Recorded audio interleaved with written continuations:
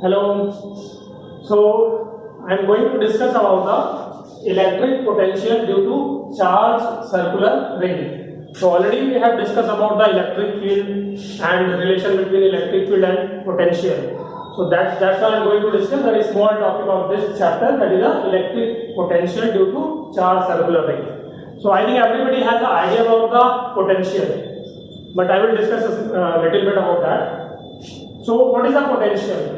Basically, potential is a what? It is a reference quantity, or we can say it is a relative quantity.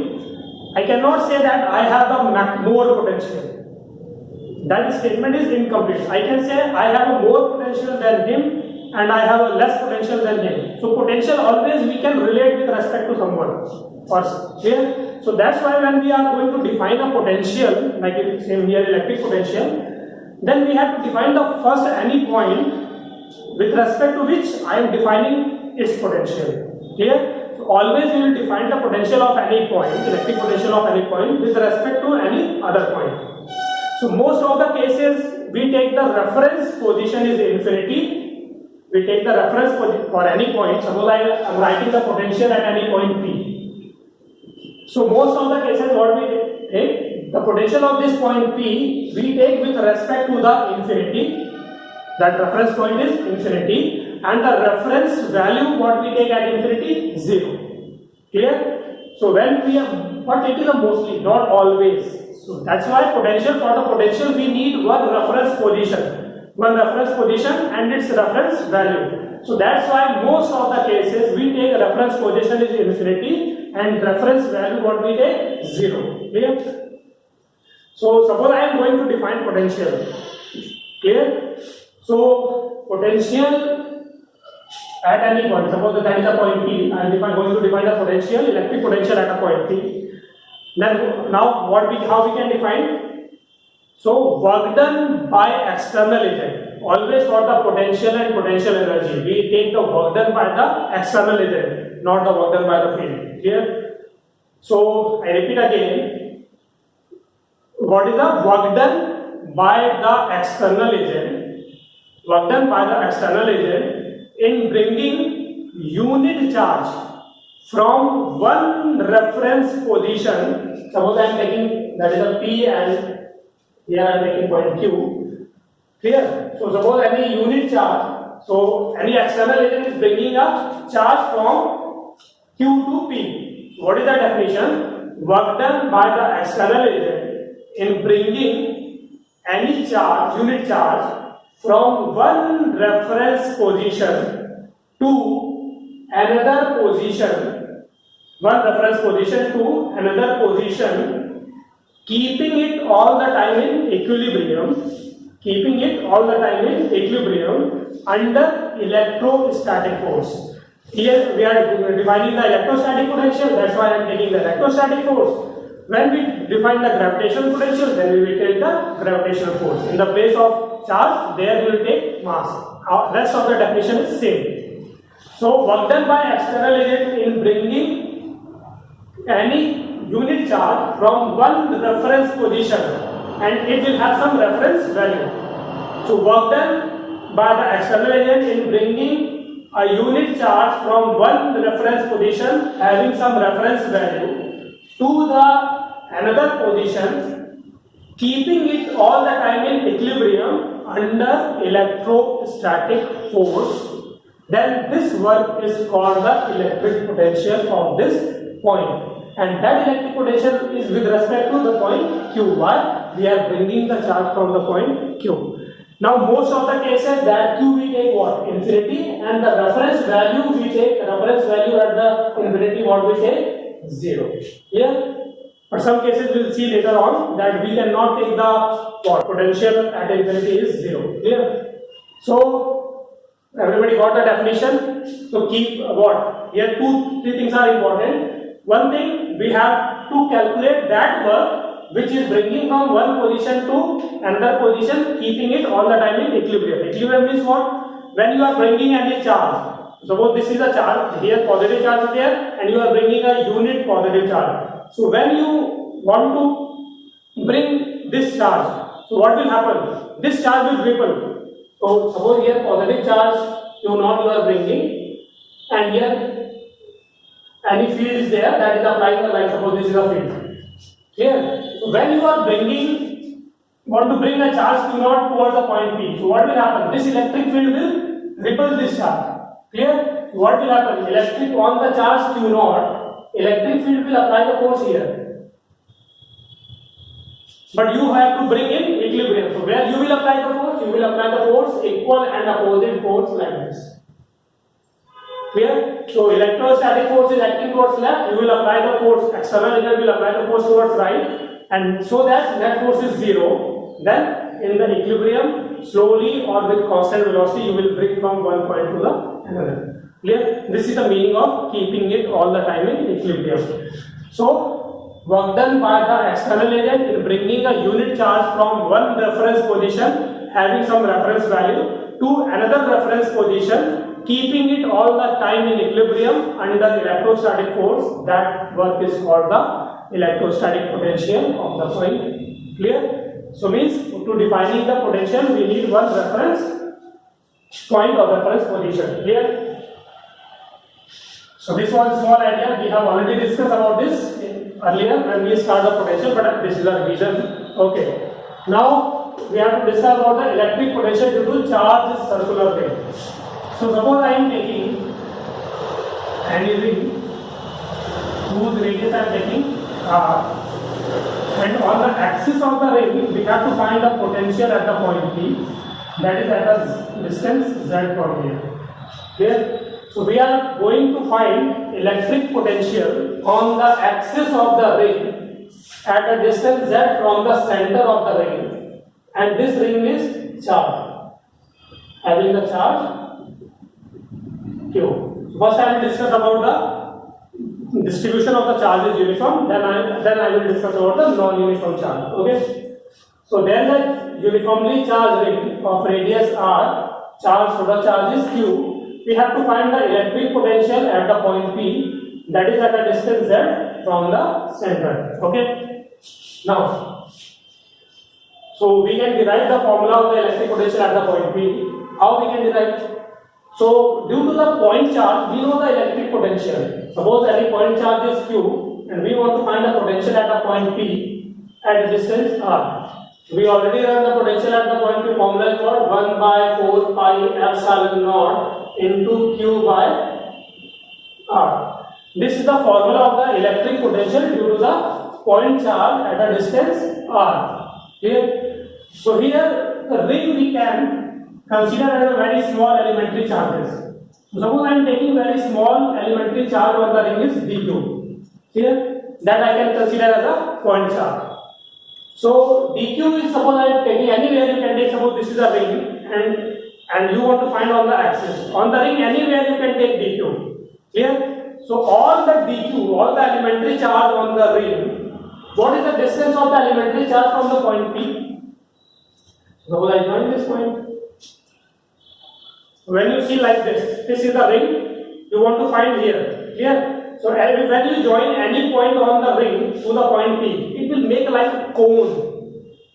Clear? When you join all the points of the ring with the point P on the axis, it will make a cone. Clear? So, and this length, when you join the point P with any point on the ring, so that will be the lateral height of the cone. Consider like this. When you join any point on the ring with the point P, it will make a cone, and this will be the lateral height. So what is the lateral height? We can say that is this is the R, this is the Z. This is what? Under root of R square plus Z square. So means all the point on the ring is at a distance of under root of R square plus Z square from the point P. Okay. So means all the charge dq is at a distance of root of R square plus Z square. Now this dq I can consider a point charge. So due to the point charge, we know the electric potential at any point. So we can say due to the dq, what is the electric potential at the point P? We can say dV is equal to 1 by 4 pi epsilon naught into Q. In the place of Q, what is there? dq. By distance of the point charge from the point P, that is equal to what? Under root of R square plus Z square. So this is the electric potential due to the elementary charge dq. One thing you can electric potential is a scalar quantity. So here there is no need of the resolution at all. Directly, like a scalar quantity, we can directly add. So like on the ring, there is a charge dq. Its contribution is dq at 1 by 4 pi epsilon naught dq by under root r square plus z square. Similarly, all the dq when you add. So what is the net potential at the point P? We can say V is the what? Integral of dV. Means add all the dq what? Potential due to dq. So when you add, so basically what you will get? This is a constant, you can take out of the integration. This is also constant. Why? R is constant, Z is constant. Why? All the points on the ring is at a same distance. So this quantity we can take out of the integral.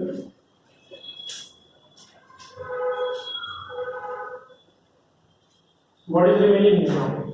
dq only. Now integration of dq. Integration is like what? Summation. When you add dq, all the dq's will, when you add, what you will get? Total charge q. So we will get a potential at the point P is what? 1 by 4 pi epsilon naught into q by under root of r square plus z square.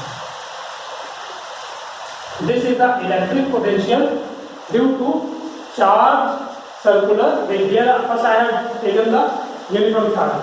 Here now we have to remember this formula, that is the 1 by 4 pi epsilon naught into q by under root of r square plus z square, where r is the radius of the ring and z is the distance of the point on the axis from the center. Okay. So one thing, suppose I am saying this charge distribution is non-uniform, then what will be the change in the formula? So if this charge distribution is non-uniform, then is the electric potential at the point P will be different? No. Why? Well, suppose this is the ring. Here that is the Q is uniformly distributed. So here when you see all the charges are at the same distance under root of r square plus z square. So suppose all the charges is concentrated at a one point. Whole charge is concentrated at a one point. Clear? So due to that, potential is this.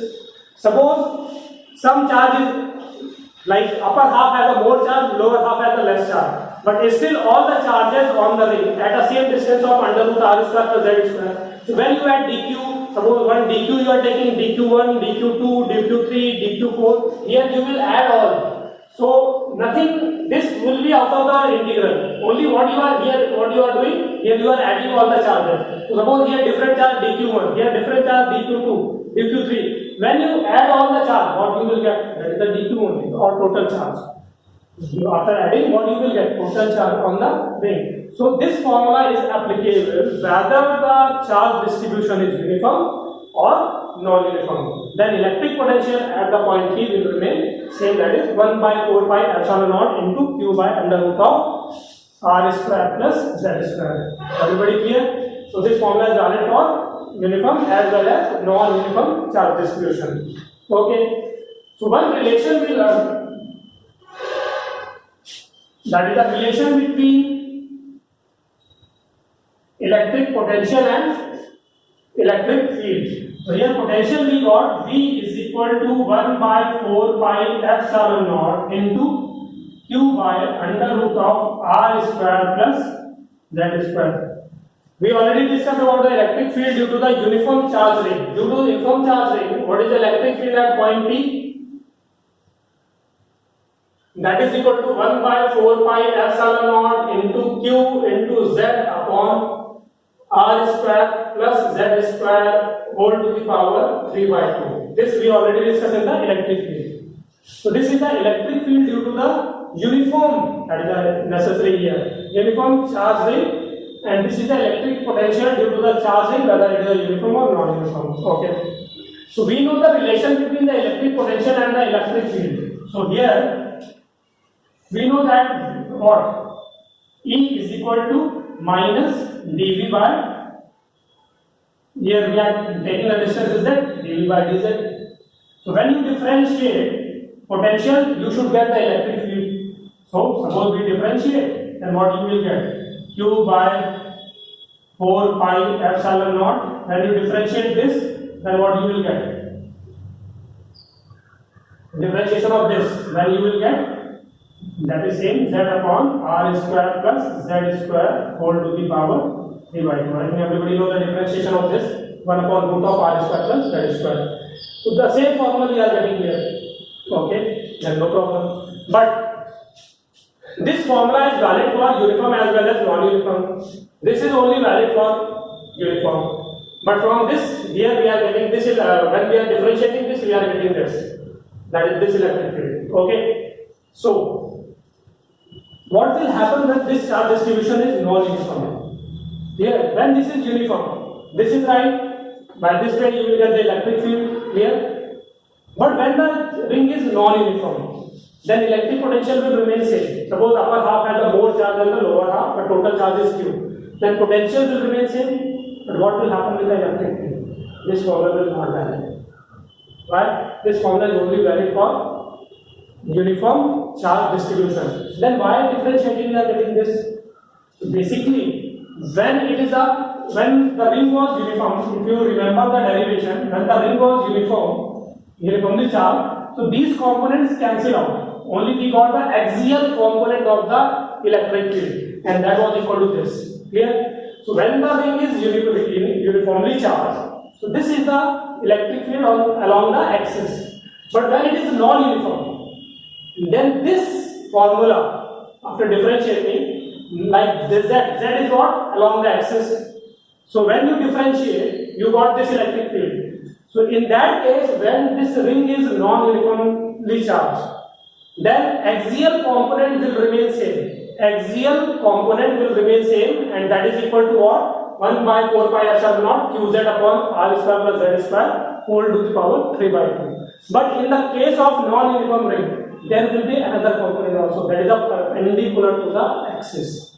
Clear? So here in that case, when it is a uniform, then this will be the whole electric field, and that is along the axis. But when this is non-uniform distributed, potential will remain same, axial component will remain same, but we will get some other component perpendicular to the axis.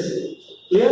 So in that case, there will be the two component of the electric field along the axis and perpendicular to the axis. So we have to apply from this. Here we are differentiating with respect to z, so this will give only z component of the electric field. That's why we are getting this.